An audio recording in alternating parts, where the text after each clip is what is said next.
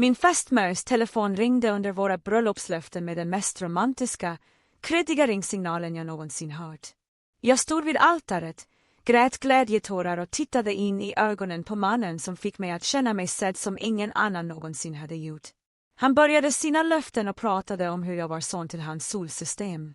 Just när han sa den orden började hans telefon ringa. Ponnybyn och viner dånade genom kyrkan. Varenda person vände sig om för att stirra. Normans ansikte blev vit. Han fumlade med fickan medan den malande rytmen ekade från väggarna. Till slut tystade han det. Vem var det? Frågade jag. Fel nummer. Förmodligen spam. Norman, det är en specialanpassad ringsignal. Du tilldelade den låten till någon specifik. Visa mig telefonen. Han drog den närmare bröstet. Det är ingen. Kan vi bara fortsätta?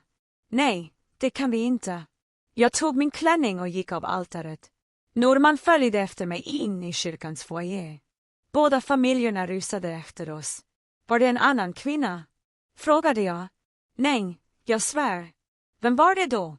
Normans mamma trängde sig genom folkmassan. Det är hans kusin Rebecca. Hon är utomlands. Jag stirrade på henne. Han har sparat den låten till sin kusin. Hon stammade om ett internt skämt. Det där är äckligt. Och du vet att du ljuger. Jag försökte ta tag i telefonen. Han räckte till och den gled och flög ner i den dekorativa fontänen. Skärmen blev svart. Norman såg faktiskt lättad ut. Min brudtärna, Klara, stoppade alla. Om det där samtalet bara var din kusin, varför är du glad att telefonen är död? Jag vill ha sanningen, sa jag. Annars är det här bröllopet över. Norman skakade. Jag kan inte. 1, 2, 3, 4. Okej, han pankade. Kvinnan heter Vanessa. Hon är mamma till mitt barn. Orden gick inte att registrera. Va? Jag har en son. Han är 4 år gammal. Jag sa aldrig något till dig. Min familj exploderade. Jag kunde inte andas. Men varför har hon den där ringsignalen? Jag sa det för flera år sedan. Hon ringer aldrig, så jag glömde att ändra den. Det förklarar inte varför du fick panik. Norman såg illamående ut. För 3 månader sedan kom Vanessa tillbaka till stan. Vi låg med varandra en gång. Min pappa kastade sig fram, men mina bröder höll honom tillbaka. Varför ringde hon det idag? Hans mamma svarade. Hon är gravid.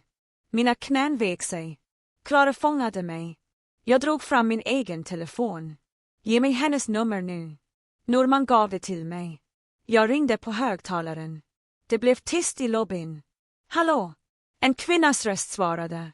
Det här är Normans fästmö. Jag är vid altaret just nu. Är det sant? Lång paus. Han berättade inte för dig. Berätta vad? Vanessa skrattade. Trött. Jag är inte gravid. Jag ringde för att varna dig. Norman har sagt till folk att jag är det, så han har en ursäkt för att hålla kontakten med mig. Han har dykt upp i min lägenhet i månader och sagt att han vill bli en familj igen. Jag sa till honom att jag skulle ringa dig om han inte slutade. Så det blir ingen andra graviditet. Nej, men allt annat är sant. Sonen, affären, alltihop. Jag lade på. Norman började prata snabbt. Älskling, jag kan förklara. Du ljög om en graviditet för att dölja att du förföljde ditt exempel.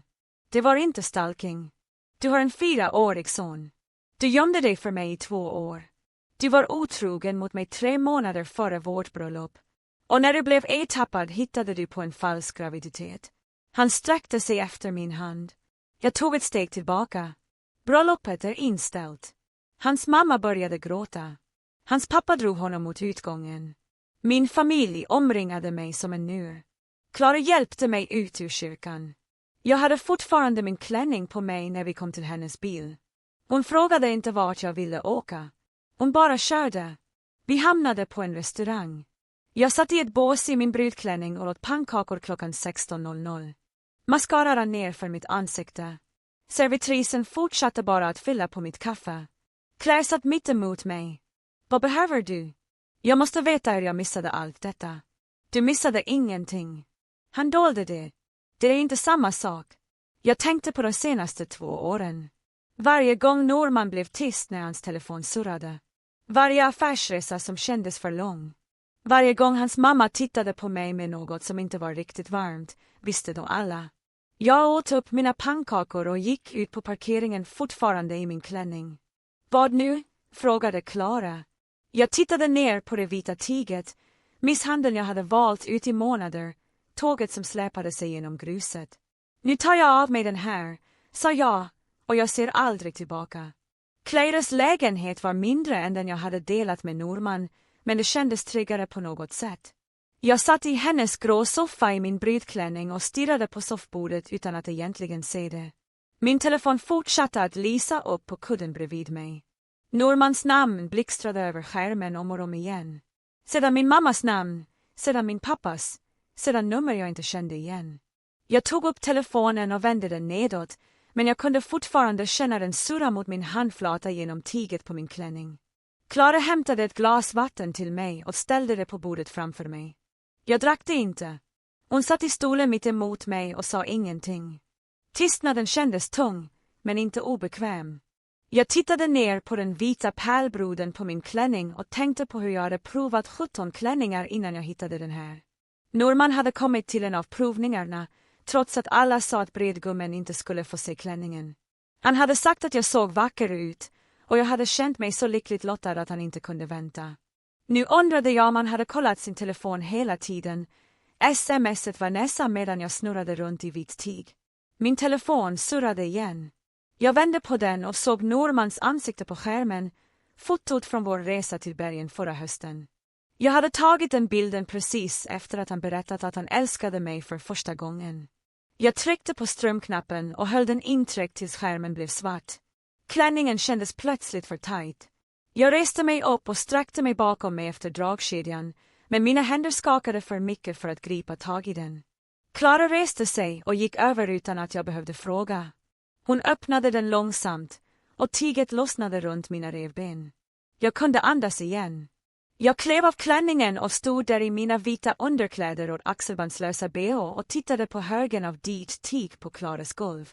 Hon plockade upp det försiktigt och började vika det. Jag såg henne släta ut ringkorna och ordna släpet.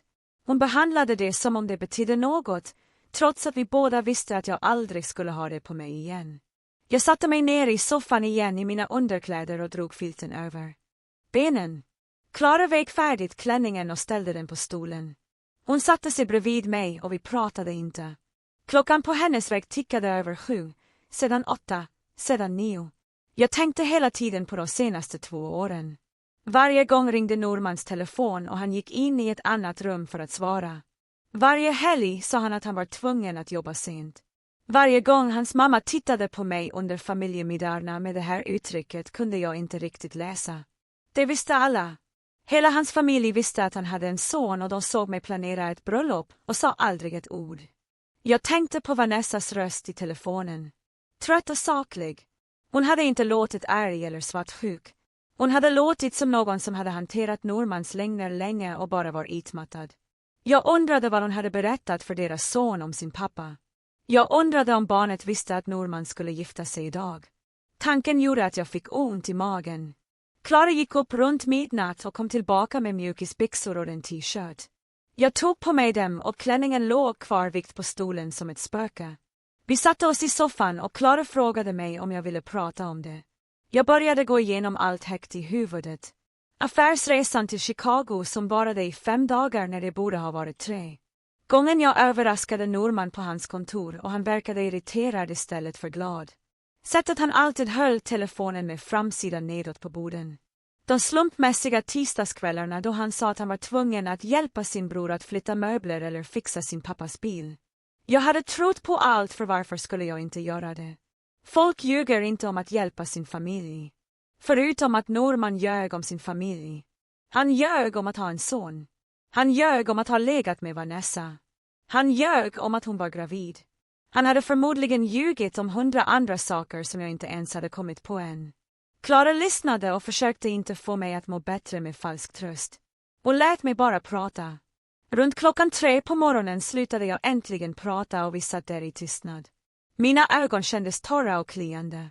Jag var för trött för att gråta mer. Klara kom med en kudde och en filt till mig och jag lade mig ner på hennes soffa. Hon gick till sitt sovrum och jag hörde hennes dörr stängas mjukt.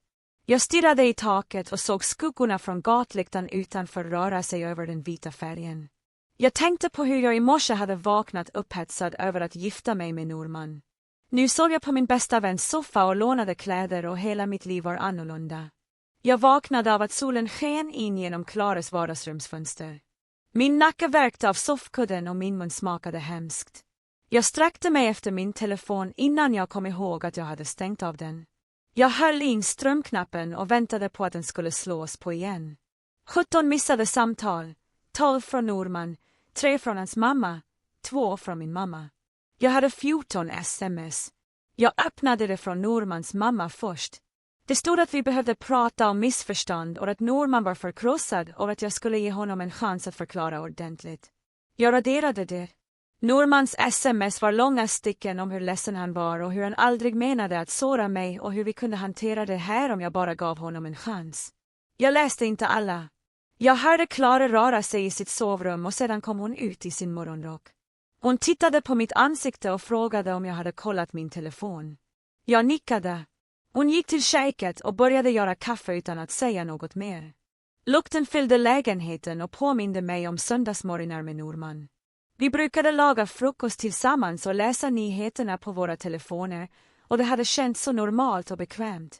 Nu kunde jag inte avgöra vilka delar av det som hade varit verkliga och vilka delar som hade varit Normans roll. Klara kom med kaffe till mig i den blå muggen hon alltid använde för gäster. Jag lindade händerna runt den och kände värmen. Hon satte sig i stolen med sin egen mugg och sa att jag inte var skyldig någon förklaringar just nu. Jag visste att hon hade rätt, men jag visste också att jag inte kunde gömma mig i hennes lägenhet för alltid. Så småningom skulle jag behöva hantera bröllopsförsäljarna och lägenheten jag delade med Norman och alla praktiska delar av ett liv jag hade byggt upp med någon som inte existerade. Min telefon ringde och pappas namn dök upp på skärmen. Jag svarade och han frågade var jag var. Jag sa att jag var hos Claire. Han sa att han och mamma skulle komma över. Jag sa okej och lade på. 20 minuter senare knackade de på Klaras dörr. Mamma kramade mig så hårt att jag inte kunde andas och pappa stod bakom henne och såg ut som om han ville slå något. Klara släppte in dem och gjorde mer kaffe. Vi satt alla i hennes lilla vardagsrum och mina föräldrar berättade att Normans familj hade försökt ringa dem igår kväll. Hans pappa hade lämnat ett röstmeddelande där det stod att det hade sett ett fruktansvärt missförstånd och att Norman älskade mig och ville rätta till det. Min mamma sa att hon hade ringt tillbaka och sagt att det inte fanns något missförstånd. Norman hade ljugit, bedragit och gömt ett barn. Det var fakta, inte missförstånd. Min pappa sa att Normans pappa hade försökt argumentera för att Norman hade planerat att berätta om sin son efter bröllopet. Min pappa hade lagt på. Jag kände mig tacksam för att mina föräldrar var arga och mina vägnar eftersom jag var för trött för att vara arg längre.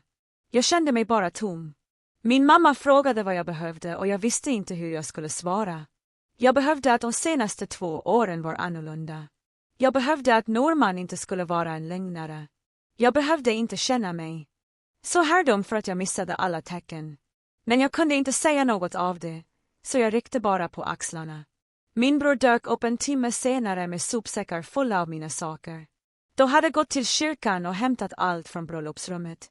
Och sedan hade de gått till lägenheten medan Norman var borta. Min äldsta bror ställde ner väskorna i Klaras entré och berättade att de hade tagit kläder och min laptop och lite annat. Han sa att Norman hade kommit hem medan de var där, men att de hade packat klart och gått utan att prata med honom. Min mellanbror sa att det hade krävt allt för honom att inte säga något. Jag tackade dem och de kramade mig båda två. Min yngste bror frågade om jag behövde att de skulle göra något mer. Jag sa nej. Det gick efter att ha fått mig att lova att ringa om jag behövde något. Jag tittade på sopsäckarna fulla av mitt liv och kände mig överväldigad. Klara hjälpte mig att dra in dem i sitt sovrum och vi började gå igenom dem. Mina bröder hade tagit saker slumpmässigt. 3 par skor, men inte de jag bar mest. 5 t-shirts, men inga av mina jeans. Min laptop, men inte laddaren. Jag tog fram ett inramat foto på mig och Norman från förra julen och stirrade på det. Vi såg så glada ut. Jag lade det med framsidan nedåt på Klaras byrå och fortsatte packa upp. På eftermiddagen visste jag att jag var tvungen att börja ta itu med den praktiska röran. Jag hittade en anteckningsbok i en av väskorna och satte mig vid Klaras köksbord. Jag började skriva ner allt som behövde avbokas eller hanteras. Lokalen, cateringfirman, fotografen, blomsterhandlaren, flygbiljetterna och hotellet till bröllopsresan, hyresavtalet som stod i båda våra namn, det gemensamma bankkontot vi hade öppnat för bröllopskostnader. Listan blev bara längre och jag kände hur det spände i bröstet. Varje punkt representerade något jag hade planerat och sett fram emot. Lokalen där vi skulle ha vår mottagning, blommorna jag hade ägnat timmar åt att välja ut, smekmånaden i Italien som Norman hade föreslagit eftersom man visste att jag alltid hade velat åka dit. Varje sak på listan var en del av den framtid jag hade trott att jag hade. Jag kom till slutet av sidan och lade till ytterligare en punkt. Omarbetningar av brudklänningen som jag redan hade betalat för. Jag skulle aldrig behöva den sista provningen nu. Jag lade ner pennan och lade huvudet i händerna. Klara kom fram och tittade på listan. Hon sa ingenting på en minut.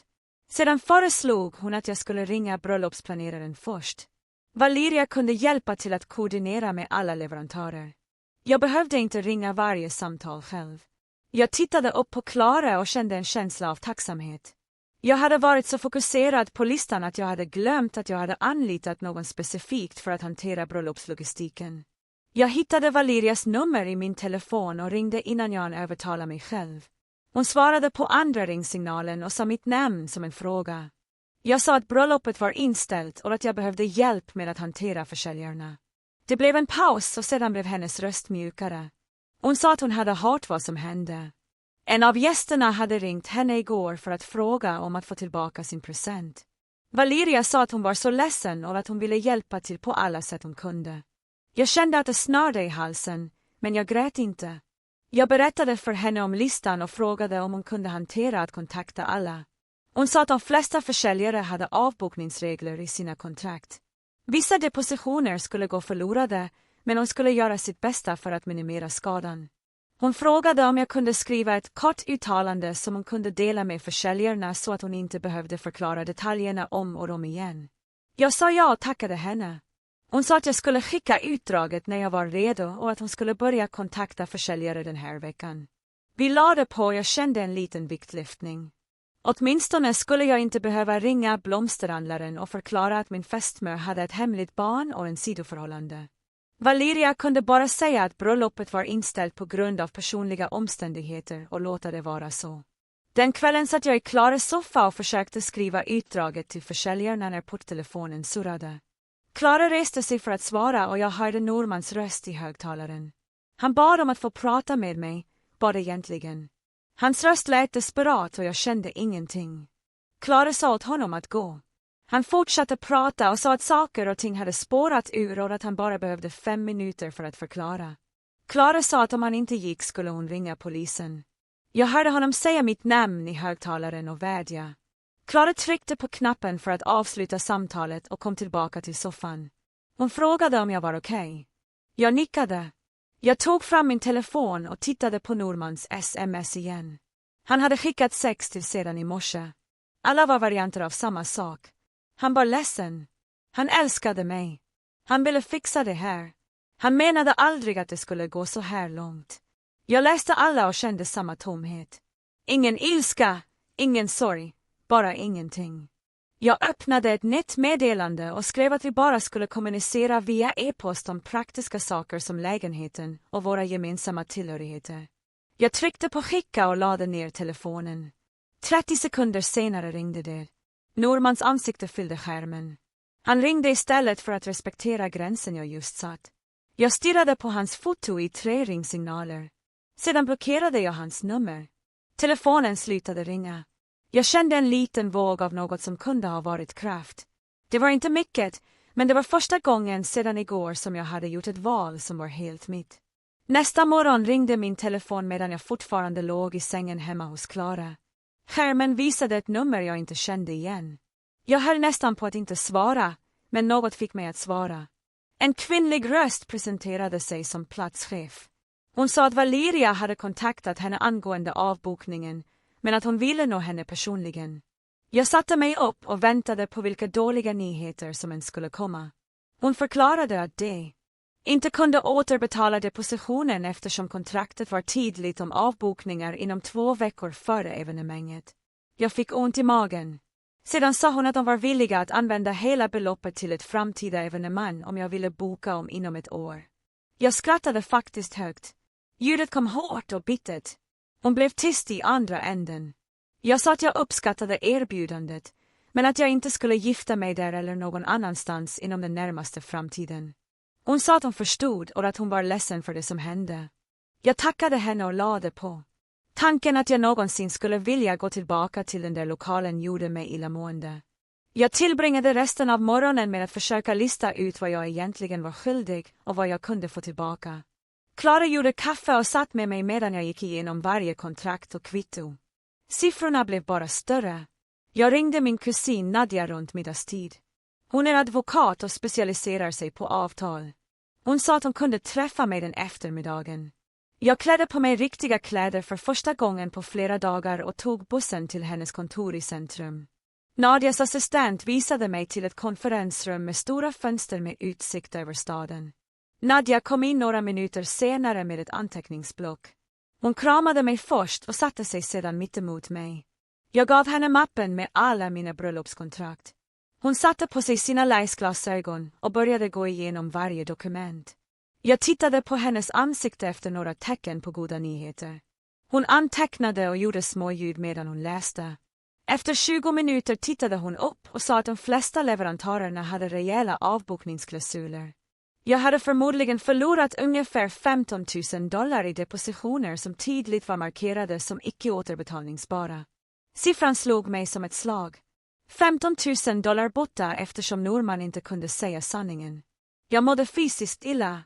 Nadja sträckte sig över bordet och kramade min hand. Hon frågade om jag ville vidta några rättsliga åtgärder mot Norman. Jag skulle potentiellt kunna stämma för bedrägeri eller känslomässig stress.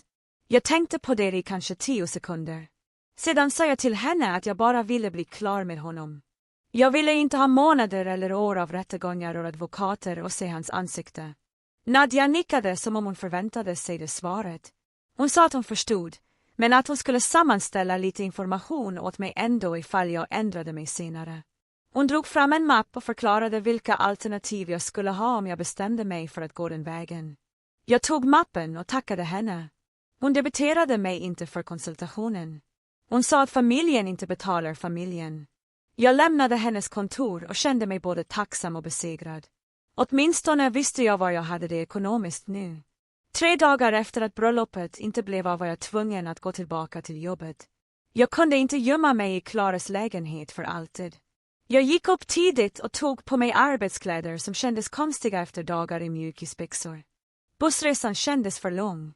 Jag tänkte hela tiden på vad jag skulle säga när folk ställde frågor.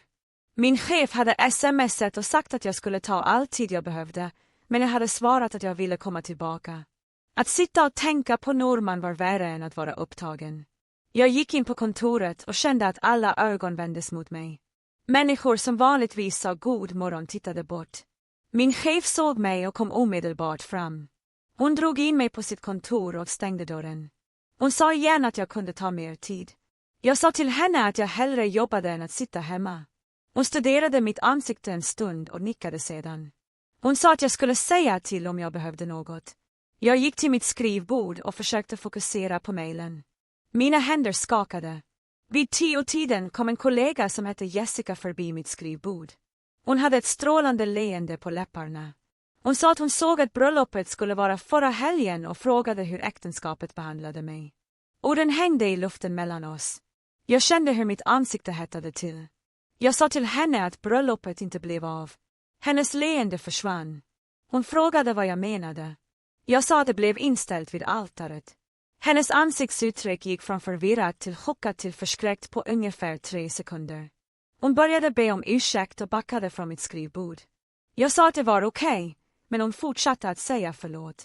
Andra i närheten hade hört. Jag kunde känna att de stirrade. Jag ville försvinna ner på golvet. Jessica gick äntligen och jag böjde ner huvudet och låtsades arbeta.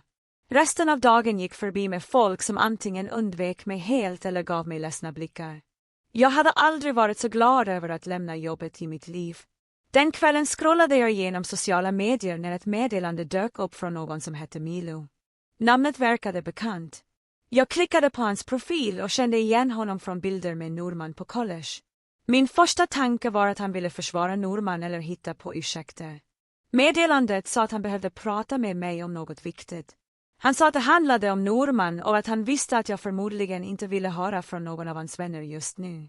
Men han lovade att han inte ville försvara honom. Något med sättet han skrev det påverkade genuint, inte som att han hittade på ursäkter.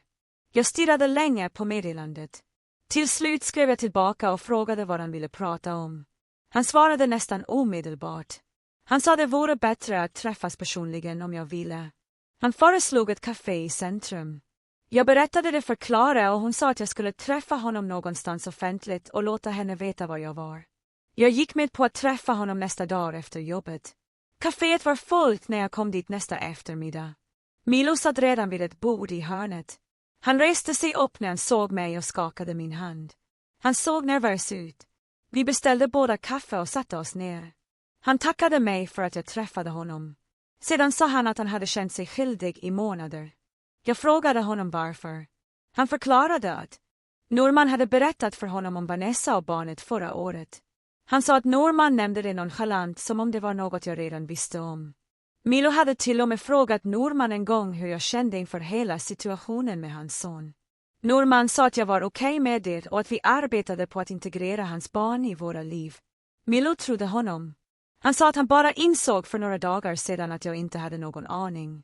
En av Normans andra vänner hade nämnt hur chockad jag måste ha blivit när jag fick reda på det vid altaret. Det var då Milo förstod att Norman hade ljugit för alla om vad jag visste. Han såg olycklig ut när han berättade detta för mig. Milo fortsatte prata. Han sa att Norman brukade prata om mig och Vanessa på det här konstiga sättet, som om man jämförde oss. Han kommenterade hur olika vi var, hur organiserad och driven jag var, och Vanessa var mer spontan och känslosam, hur han fick olika saker från var och en av oss. Vid den tiden trodde Milo att Norman bara pratade om sitt tidigare förhållande kontra sitt nuvarande. Men nu, när jag ser tillbaka, verkade det som om Norman pratade om två pågående förhållanden. Jag kände mig kall när jag lyssnade på detta. Jag frågade Milo om han trodde att träffen för 3 månader sedan verkligen bara var en gång. Milo såg obekväm ut. Han sa att han inte visste säkert, men Norman hade nämnt att de hade träffat Vanessa flera gånger under det senaste året, alltid med någon ursäkt om delat föräldraskap eller att deras son behövde något. Milo hade trott att det var oskyldigt då. Nu var han inte så säker. Jag lutade mig tillbaka i min stol och kände tyngden av det. Fuska var förmodligen inte ett enda misstag. Det pågick förmodligen. Jag frågade Milo varför han berättade allt detta för mig nu. Han tog en klunk av sitt kaffe och sa att Norman hade ringt honom igår. Norman spenderade 20 minuter med att framställa sig själv som offret, sa att hans privata affärer avslöjades orättvist, sa att folk överreagerade och sa att jag hade generat honom inför alla. Milo sa att Norman inte visade någon riktig ånger. Han var bara arg för att han blev ertappad. Milo sa till Norman att han hade fel, och Norman blev defensiv och lade på. Det var då Milo bestämde sig för att han inte kunde tiga längre. Han sa att han kände att han hade varit en del av lögnen genom att inte ifrågasätta saker tidigare. Jag sa till honom att det inte var hans fel. Norman hade ljugit för alla. Milo såg fortfarande skyldig ut, men han nickade. Vi drack upp vårt kaffe och jag tackade honom för att han berättade sanningen. Han sa att om jag någonsin behövde något eller ville prata skulle jag höra av mig. Jag lämnade kaféet och kände mig sämre än när jag kom. Varje ny information visade mig bara hur blind jag hade varit. Den natten kunde jag inte sova. Jag låg i Klaras soffa och stirrade i taket. Till slut tog jag min telefon och började gå igenom gamla foton, bilder från de senaste 2 åren med Norman. Jag tittade på dem på ett annat sätt nu. På ett foto från 6 månader sedan kollade Norman sin telefon med ett hemlighetsfullt uttryck. Jag hade inte tänkt så mycket på det då. På ett annat foto från en arbetsresa han hade gjort förra våren såg hans leende påtvingat ut. Jag kom ihåg att han hade varit oåtkomlig i timmar den helgen. Han hade skyllt på dålig mobiltäckning. Det var så många små saker, gånger han hade vinklat sin telefon bort från mig. Kvällar hade han kommit hem senare än väntat med vaga förklaringar om trafik eller en arbetsgrej som dragit ut på tiden. Samtalen hade tagit i ett annat rum. Jag hade litat på honom, så jag hade aldrig ifrågasatt något av det. Nu kändes varje minne förgiftat. Jag kände mig så dum för att jag missade alla tecken. Klara hörde mig röra mig och kom ut ur sitt sovrum. Hon satte sig bredvid mig och frågade vad jag gjorde. Jag visade henne fotona och berättade om allt jag avfärdade. Hon tog min telefon och lade ner den. Hon sa att jag litade på honom, för det är vad man ska göra i ett förhållande. Hon sa att hans lögner inte betydde att jag var dum. Det betydde att han var en lögnare. Jag ville tro henne, men jag kände ändå att jag borde ha vetat att något var fel. Vi var uppe och pratade till nästan 3 på morgonen innan jag äntligen somnade. Lägenhetsbyggnaden såg likadan ut som alltid, men att gå fram till den kändes som att närma sig en brottsplats. Klara parkerade sin bil och stängde av motorn. Hon frågade om jag var redo, och jag nickade, trots att jag inte var det. Vi klev ur och gick mot entrén. Norman väntade redan i lobbyn. Han reste sig upp när han såg mig och tog ett steg framåt med armarna lätt öppna. Jag backade innan han kunde komma nära. Hans ansikte hade detta sårade uttryck, som om jag hade slagit honom. Klara positionerade sig mellan oss och frågade var vi skulle börja. Norman ledde oss till hissen utan att säga något. Resan upp till 3:e våningen kändes oändlig. Ingen sa något. Dörrarna öppnades och vi gick ner för den välbekanta korridoren till lägenhet 3B. Norman låste upp dörren och jag klev in i ett utrymme som brukade kännas som hemma. Nu kändes det bara som en plats full av lögner. Jag hade tagit med mig tomma lådor och sopsäckar. Klara ställde ner den vid dörren. Norman harklade sig och började prata om hur vi skulle diskutera saker. Jag avbröt honom och pekade på lådorna. Jag sa att vi var här för att dela på ägodelar, inte för att prata. Han fortsatte ändå. Han sa att han hade varit rädd för att berätta om sin son eftersom han trodde att jag skulle gå. Jag stirrade på honom. Jag sa att jag skulle ha förstått det om ett barn från ett tidigare förhållande. Många har barn från tidigare förhållanden. Requested Reds finns på Spotify nu. Kolla in länken i beskrivningen eller kommentarerna. Men att ljuga i 2 år var annorlunda. Att vara otrogen 3 månader före vårt bröllop var annorlunda. Norman försökte faktiskt argumentera för att otroheten bara hände för att Vanessa var känslosam över problem med gemensamt föräldraskap. Som om det skulle göra det bättre. Som om att vara känslosam var en ursäkt för att ligga med sitt exempel. Klara steg fram och sa till Norman att sluta hitta på ursäkter. Hon sa att han behövde fokusera på att dela upp sina tillhörigheter, annars ringde hon mina bröder för att de skulle komma och ta hand om det. Normans ansikte blev blekt när han nämnde mina bröder. Till slut tystnade han. Vi tillbringade de kommande 2 timmarna med att sortera igenom allt i fullständig tystnad. Jag gick runt i lägenheten och plockade upp saker som helt klart var mina. Mina böcker, mina kläder, min mormors täcke. Norman försökte hela tiden få ögonkontakt, men jag vägrade titta på honom. Varje sak jag rörde vid påminde mig om något ögonblick i vårt förhållande som visade sig vara fejk. Kaffemuggen jag hade köpt honom i födelsedagspresent. Prydnadskuddarna vi hade valt ut tillsammans.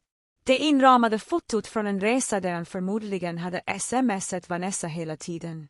Jag lämnade allt vi hade köpt tillsammans. Jag ville inte ha något av det. Norman försökte insistera på att jag skulle ta med kaffebryggaren vi hade valt ut på en semester till bergen. Jag fräste att jag inte ville ha något som skulle få mig att tänka på honom varje morgon. Han ställde ner den och bråkade inte. När vi var klara hade jag 3 lådor med saker. That's all I was talking from 2 years of living together. 3 boxes. Klara helped me carry them down to her car. Norman followed us antrykt upp sig som meting as vi loade till trunk. Islamed it skjutan gått inte passenger se att vitet responding. Klara drove away and the watched the building disappear into side mirror. Me mom kaled me that evening ville I was unpacking at Clara's place. She so indebted. She told me that Norman's mother had kaled her suggesting a meeting between our families to find up at forward. I almost låghed. Me mom said she'd politely told Norman's mother that would stay be happening and asked henne to contact us again. The fact that his mom still tweaked that quid be up at forward hove she understood nothing. There was no pat. There was no forward. There was just away. I tanked me mom and she asked me was really doing. I told her I didn't know yet. She said that was okay and that she loved me. After we hung up, I sat on Claras kakan realisity hadn't they slipped properly in days. Every time I closed me eyes, I saw Nurman at the altar. I saw his face when the phone rang. I saw his mother lying. I saw everything unraveling in front of 200 people. Clara suggested I talk to someone and gave me the number for Charlotte King, a therapist she they had good things about. I called the next morning and got an appointment for that afternoon. Charlotte's office was in a quiet building downtown. She was younger than I expected, maybe 40 sekunder, vid she days on a direct way of speaking.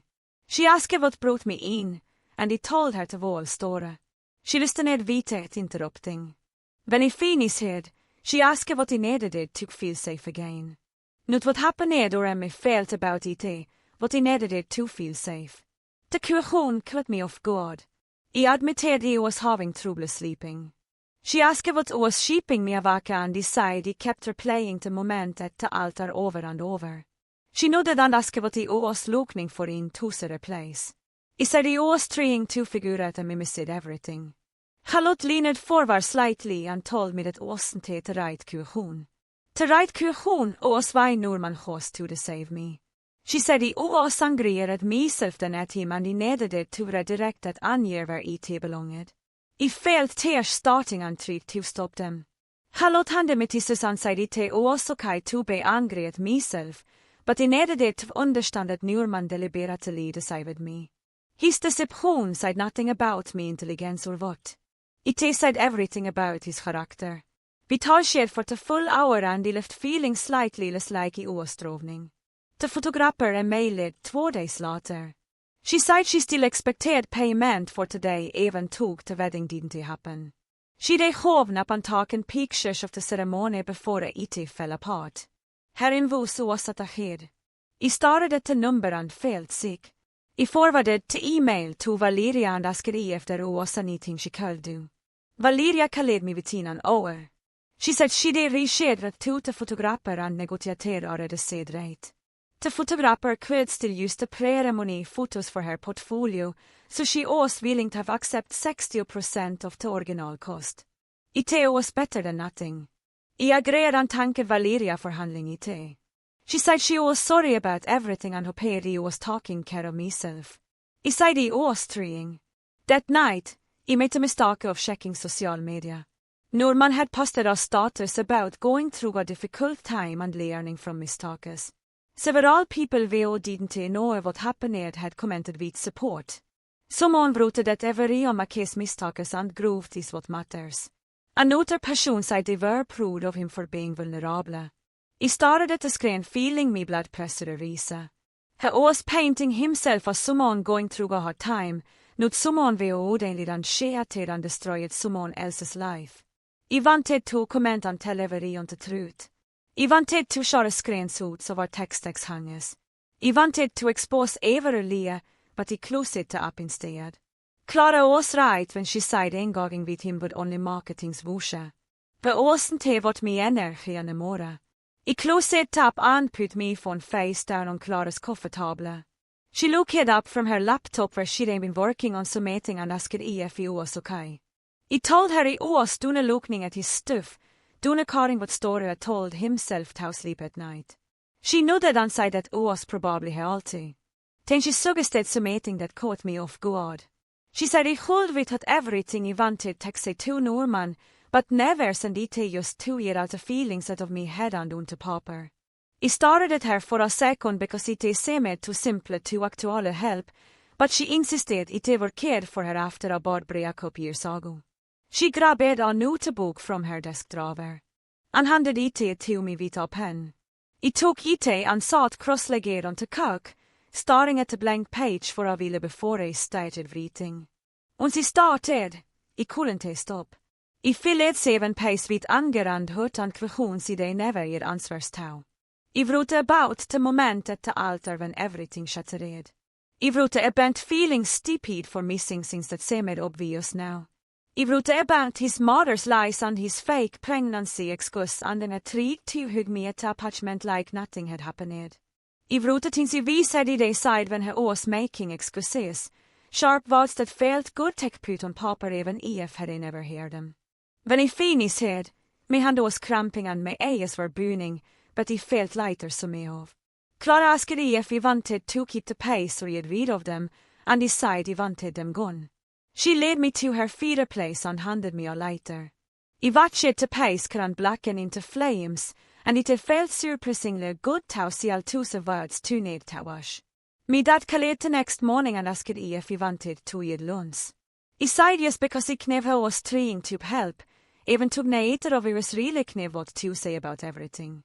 We met at a Sandvik place near his office, and I looked teared when I sat down across from me. I started talking before I could even open me menu. He apologised for not saying through Norman.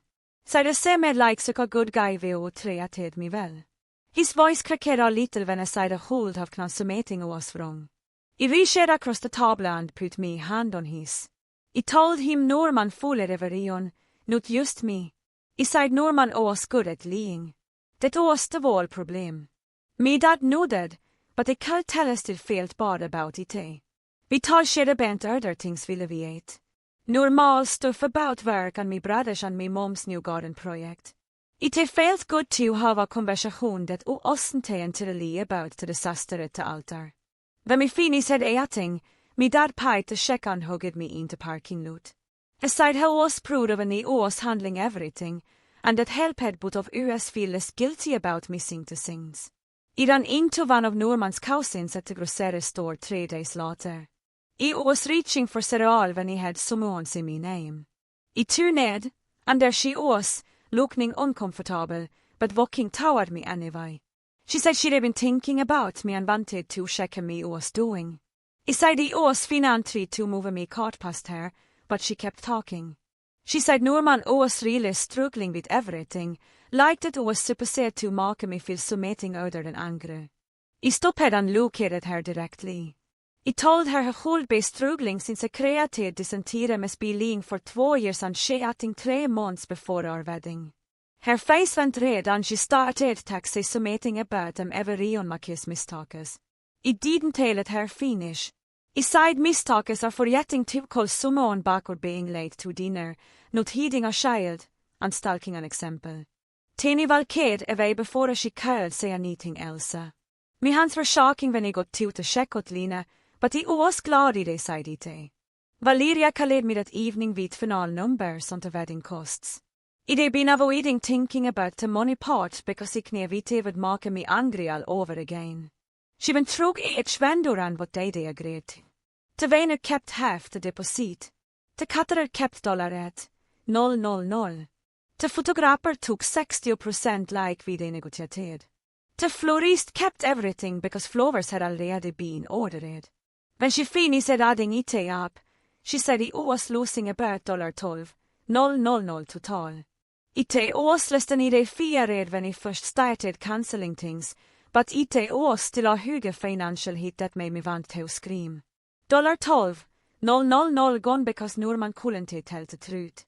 Valeria said she was sorry and that she'd done everything she could to minimize the losses. I thanked her for all her help and hung up. Then I sat on Clara's couch and stared at the wall, doing what in me head about how long it would take me to recover from this. I decided to ask Norman to pay half of the lost deposits. It is made fair since his lies cost the cancellation in the first place. I opened my laptop and started an email, shipping it formal and direct. I wrote out an itemized list of every lost deposit with the vendor name and amount. The total came to $12,347. I asked him to pay half, with $6 at $73.50. I said it was only fair to take some financial responsibility for the consequence of his actions. I read the email 3 times before sending it, making sure my tone stayed calm and factual. His response came back 2 hours later. It was long, way longer than it needed it to be. He wrote about him was already financially stressed from lawyers for the custody situation with Vanessa. I said he was barely making rent right now and couldn't afford to pay me anything. He went on about him and never messed up, but punishing him financially would stay help either of us move forward. The whole message made me want to scream. The was acting like paying for the damaga cause was some kind of unfair punishment instead of basic responsibility. I kalled Nadia and told her about Norman's response. She asked if he wanted her to send him a legal letter demanding repayment, and he said yes immediate eller. His refusal to take any financial responsibility was så medhov more infuriating than the original betrayal. Et last when helide band his son antafair, I could tell myself for oss vikor skarer or whatever excuse made sense. But refusing to pay for to me created oss just selfish. Nadia said she redraft submitting official and have it sent within of 5 days. To let her request $6,000 within 30 days and outline potential legal action for didn't complete. Ik never probably still would stay pay, but having it in writing from a lawyer felt important. It felt like I was doing submitting instead of just accepting that I could destroy my life and walk away without consequence. Normans fatter kalled me dad a week after Nadia sent the letter. My dad called me right after and put me on speaker so he could hear what had happened. Normans fatter had offered to pay $3,002. Help settle things and let everyone move forward. Beside her knew his son had made terrible shows and had wanted to submitting to make it right. My dad asked me what he wanted to do. I tog it bent it for a minute. 3,000 wasn't the full 60 they asked for, but it was better than nothing. I told me dad to accept it. I wanted this finish head. I wanted to stop thinking about Norman and his family and the money they lost. My dad said that they call back and arrange the payment. Normans fatter sent a check 2 days later with a note saying he was sorry for everything. I deposited it without reading to note again. I started looking for a new apartment because staying with Clara indefinitely wasn't fair to her, even though she kept insisting she didn't mind. I spent her scrolling through listings online trying to find something I could for that was available soon. Most places were either too expensive or too far from me job or had terrible reviews about books or noise. I finally found a small one-bedroom in a building about 20 minutes from work. It was more expensive than I'd like, nearly $200 more per month than I'd been paying when I lived with Norman, but it was available immediate eller, and the building looked clean into photos. I had a layer of weaving for the next day. The apartment was smaller than I'd hoped with a teeny kitchen and bathroom that barely fit a hover, but it had good light, and the bedroom was big enough for me bed and dresser. I put down a deposit before I could talk myself out of it. Moving into my own place 2 weeks later felt both scary and liberating. It was the first time I'd live alone in 4 years. Norman and I had moved in together after dating for 6 months, way too fast in hindsight. I'd gone from my parents' tech roommates in college to living with Norman, never really having space that was just mine. Clara and my brothers helped me move the furniture I'd taken from the old apartment. We painted the bedroom first, a deep blue-green color that Norman would have hated. He always said colored walls made rooms feel smaller and insisted everything stay white or beige. I booked 3 plants at the hardware store. The shin Norman side were too much work because they needed regular watering. I put them on the windowsill and felt like I was reclaiming small shoes as me own. I had also grown with Charlotte the day after I finished unpacking. She asked me what I was feeling about the new apartment and I told her it was strange but good. Then I admitted something I'd been thinking about a lot. I said it felt like I'd invested 2 years of my life on someone who didn't deserve it. Charlotte leaned forward and asked why I took it was wasted. I said, because it could have been with someone honest, someone who actually wanted to build a real life with me. She nodded and then reframed it completely. She said, 2 years taught me what I actually need in a partner, what red flags to watch for, what boundaries matter. She said, I learned I'm strong enough to walk away even when it's hard and public and embarrassing. I wasn't totally convinced yet, sitting there in her office trying to see 2 years of life as some kind of learning experience. But I was starting to see that this experience taught me important things about boundaries and trust.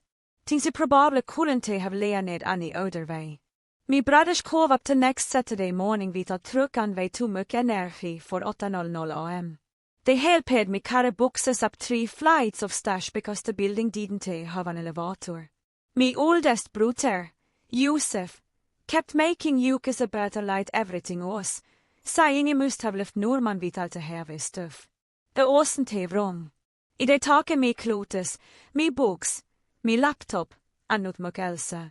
Everything we booked together stayed in that apartment because he didn't want reminders following me into this new space. We set up me bed first, then a dresser, then a small bookshelf they had since college. Josef stood in the middle of my bedroom when we finished here and looked around at the mostly empty space. He put his hand on my shoulder and told me he was proud of and he was handling everything. He felt me through at the tight because he hadn't been sure he was handling anything well at all. Aside most people would still be falling apart, but he was already building something new. Me older brothers nodded, and one of them said he was tougher than Norman ever deserved. Their support hit me harder than he expected because they felt so alone in this whole mess. Even with Clara helping me, having me brothers there moving furniture and making stupid jokes and telling me they were proud made me feel less like he was struggling. 3 weeks into living alone, I woke up one morning and realized they slept through the entire night without waking up anxious. It was the first time since the wedding that I hadn't jultid av at 3:00 am replaying the moment Normans phone rang. I lay in bed staring at me sailing and talked about me day yesterday. I then gone to work, came home, made dinner, watched or hove, went to bed. Not once had I talked about Norman. Not once had I checked his social media or wondered what he was doing or imagined what they say if I ran into him. Of all they had passed, and I hadn't crossed my mind even one time. It felt like a small thing, but also huge. Like it was finally reclaiming space in my head that I'd been talking up for months.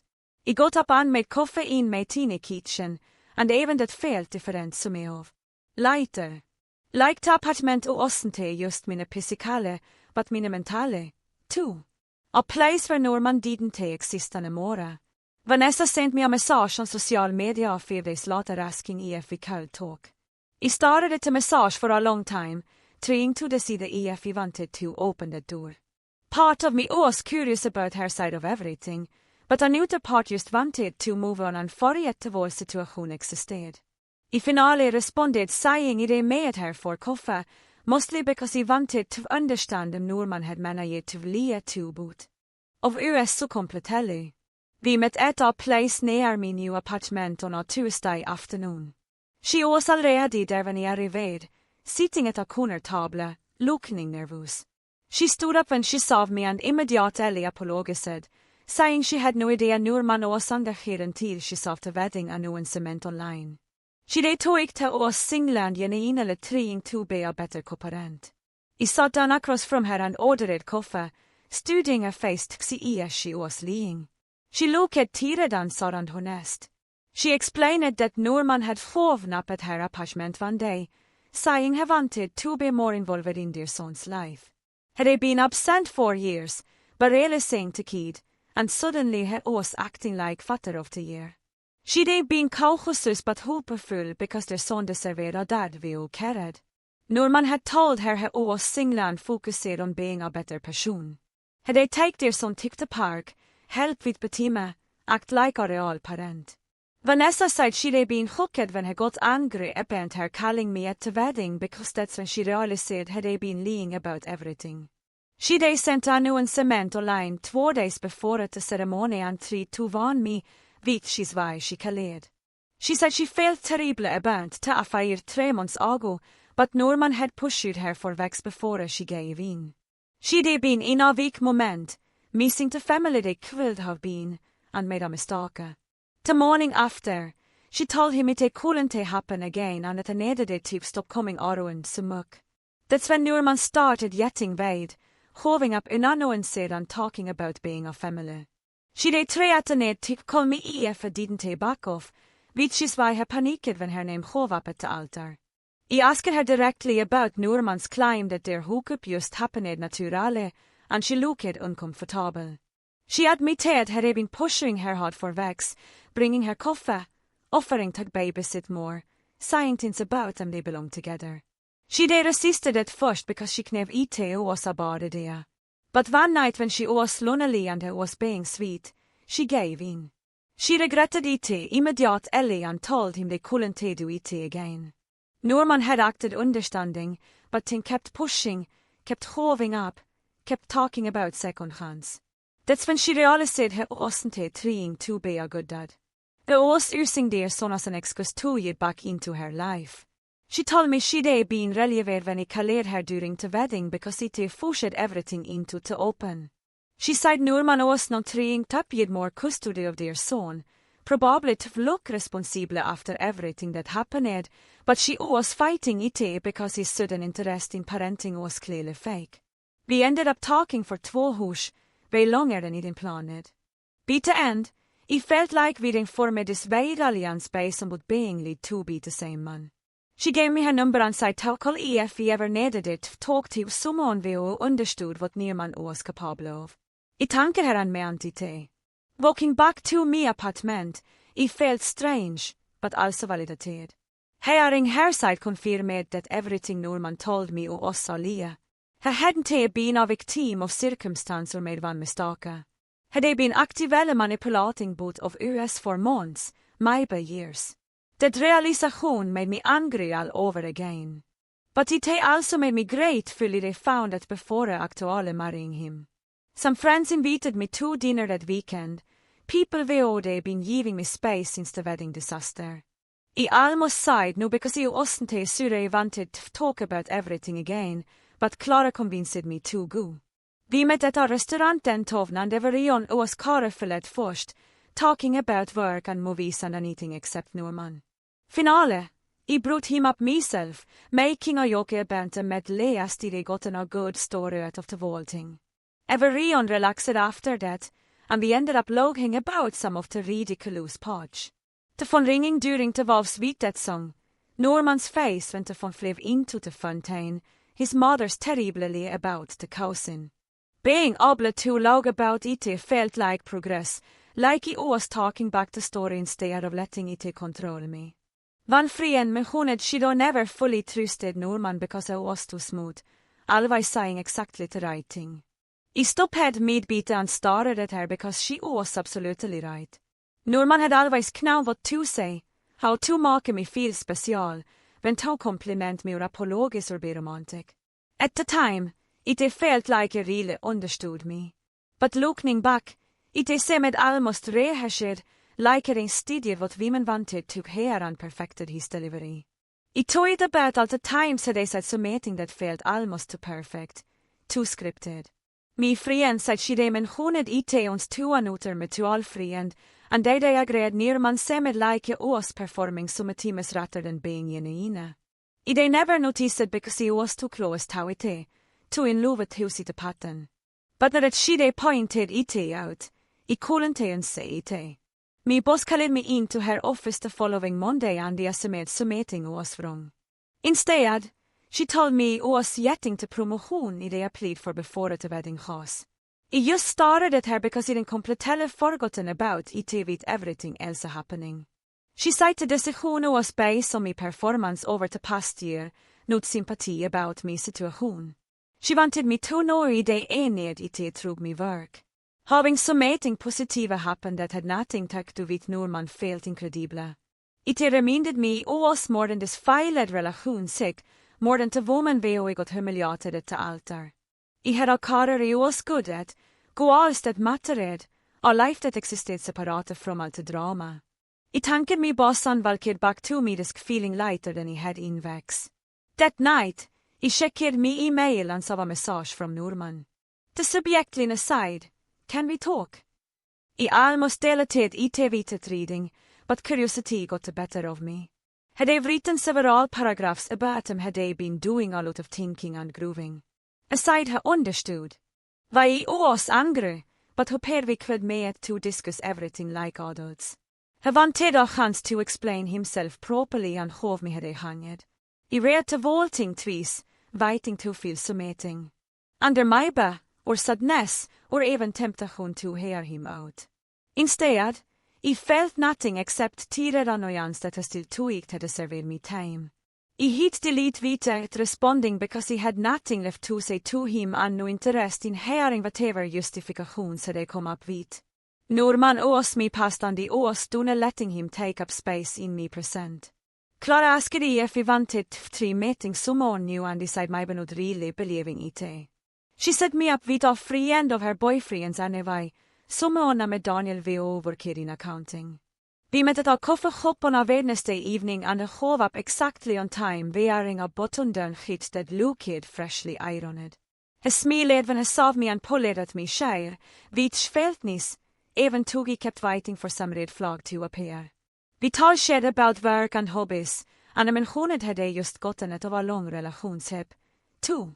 I appreciated till oss honest är bränt lukning för som meting casual, just vanting kapje baket der vita pressure.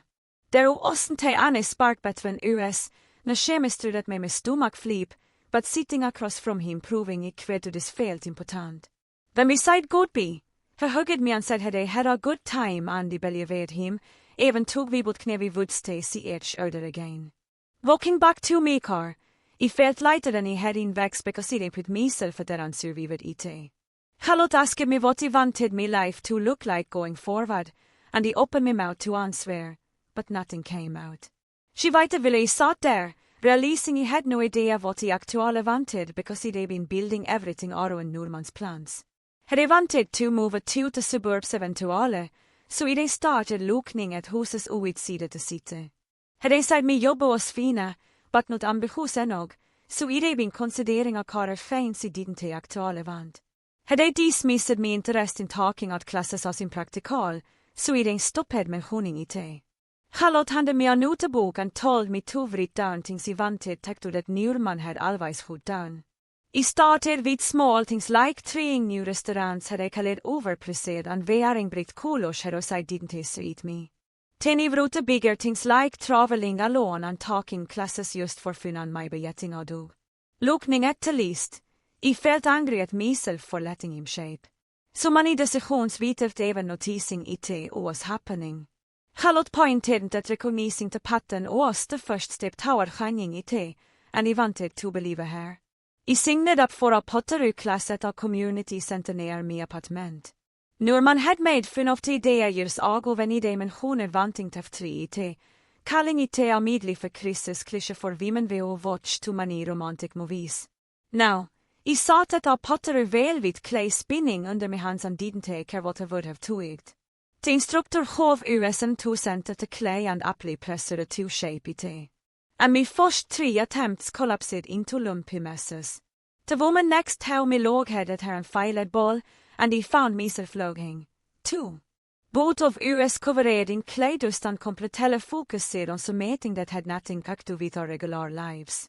Making things with my hands and watching them take shape helped create toys that still popped up some times about what I could have done differently. By the end of class, I had a wobbly ball that leaned slightly to one side.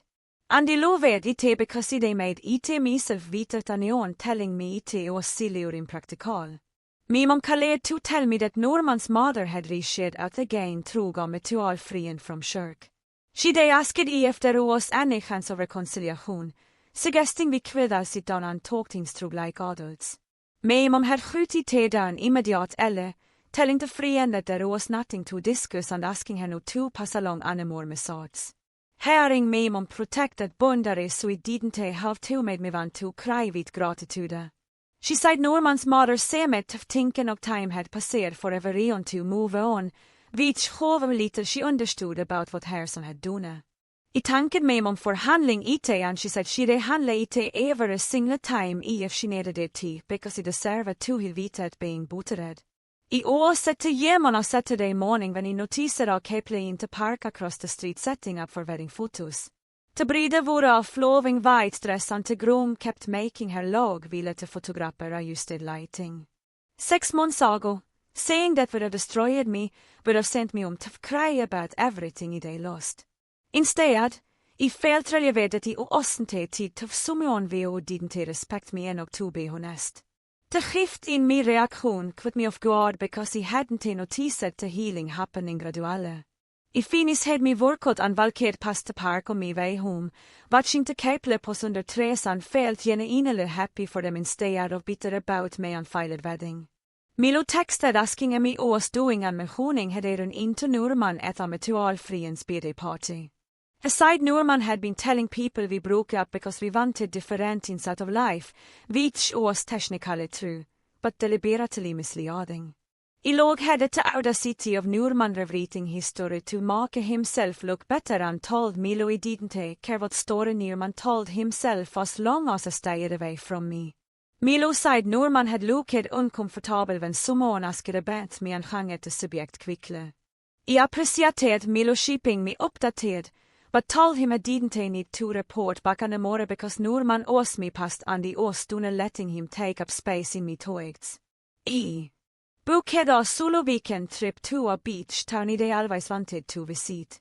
Norman had said it looked boring when I didn't him pictures years ago, just a small coastal village vitest fancy resort native. Now I drove there alone on a Friday afternoon and checked into a teeny bed and breakfast that overlooked the water. I spent Saturday on the beach with a book, letting to warm my face and the sound of waves drove not everything else. Nobody knew very oss and I didn't have to check in with anyone or compromise on what I wanted to do. I ate dinner at a seafood restaurant by myself. And the waitress didn't look at me with pity, just brought me wine and asked if I wanted dessert. Sitting there watching the sunset over the ocean, I felt more peaceful than I had in months, maybe years. The trip reminded me that I could make myself happy without needing someone else to validate my shoes. Hallot pointed during our session that I was smiling more lately, and the tension I carried in my shoulders for months had eased. I hadn't noticed the change happening, but she was right. I felt lighter without the weight of Norman's lies and the constant low level anxiety I didn't even know I'd been carrying through our relationship. She asked what had shifted and I told her about the pottery class and the beach trip and being able to see wedding photos without falling apart. Hallot said to several sense of genuine healing, not just time passing, but actual growth happening. I left her office feeling proud of myself for the first time in a long time. Proud that I done the hard work of processing everything instead of just burying it. Vanessa texted asking if we wanted to meet for coffee again, and I said yes. We met at the same place as before, and she told me Norman's request for increased custody had been denied. The court found his motivations questionable since he suddenly become interested in more parenting time right after our wedding fell apart. Vanessa semed relieved, and so was knowing his attempt to look responsible had backfired. She said had he been angry about the decision and tried to blame her for turning the court against him. It shook me head because of course had he found a way to make himself the victim instead of taking responsibility. Vanessa and I talked for over an hour about our separate experiences with Norman's manipulation, and it felt good to compare it with someone who understood exactly what he was capable of. 6 months after the altar incident, I met Clara for dinner at our favorite restaurant. She reminded me of devastated I'd been that first night at the dinner, still wearing my wedding dress and unable to stop crying. Looking at very åsna felt almost unreal. Me an apartment that I decorated exactly how I wanted. A promotion at work that proved me what had nothing to do with Norman. New hobbies that brought me genuine joy. Genuine peace that came from knowing I didn't escapade some meeting that would have made me miserable. Clara raised her glass and said she was proud of me for not just surviving, but actually thriving. I klinked me glass against hash and me antite when I said I couldn't recognize that broken person I'd been 6 months ago because I'd become someone stronger. I was pushing me carton to paint I slid to hardware store when I saw him. Norman's father stood near to brace his, holding a kind of wood stain and looking like I wanted to disappear. Our eyes met, and I couldn't pretend I hadn't seen me. He sat down to can and walked over, his shoulders tight. He said he was sorry for everything his son put me through. The words came out stiff, but they seemed real. I thanked him for the partial payment of the deposits and told him he was doing well, which surprised me because it was actually true. He nodded and looked relieved, likade bin carrying that apology around for months. Vi stod där foran åter 5 seconds in avkvad silence before I had picked up his wood stain and he added tower to registers. I finis had me hopping and drove feeling lighter than he expected. My youngest brother called me on a Tuesday night and asked if we could meet for coffee. I knew some meeting us up because I so did nervous. Vi met at the cave near my apartment and I fidgeted with his cup for 5 minutes before the finale telling me I got engaged. His yield free and Hannah had said yes over the weekend and they were already starting to plan. Then I asked if they'd be okay attending wedding planning events after what happened to me. I reached across the table and grabbed his hand. I told him I was genuinely happy for him and would stay let me experience cast any shadow on his celebration. He looked surreal his eyes got vattare. I meant ever vad because watching him glow when I told about Hannah reminded me what real love actually looked like.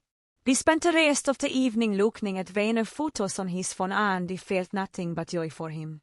My boss asked me to find a photo from our company retreat 2 years ago for our presentation. I opened my laptop and started scrolling through gold files. That's when I found them. Pictures from Norman and I first started dating. There we were at that restaurant that took me to on our tea date. Another one of us at the beach where he told me he was falling for me. I started at the screen waiting for the pine to hit. Instead, I felt mostly nothing, just a vague sense of looking at strangers. I mentioned it to Charlotte during our next session and she said that was the truest sign of moving on. Not hata, just lack of emotional harja. She was right. 2 photos could have been of anion. Saturday morning, I sat in my favorite chair by the window, the one with the bright blue curtains that Norman side closet with everything. I was drinking coffee and watching people walk their dogs in the park across the street. Some came through the window and warmed my face. I had nowhere to be and nothing I had ticked for anyone else. My apartment was decorated exactly how I wanted. My schedule was mine. My shoes were mine. I realized I was genuinely happy with my life exactly as it was. The wedding that didn't happen turned out to be the best thing that could have happened, even if I couldn't see it at the time. It freed me to build a life that was completely mine. I took another sip of coffee and smiled at them for I kom from that girl crying in a wedding dress at our dinner. This version of me was so much stronger. Well, that wraps up whatever this was. If you stayed until the end, I ask my curiosity got the best of you. May us welcome back next time and see if it up.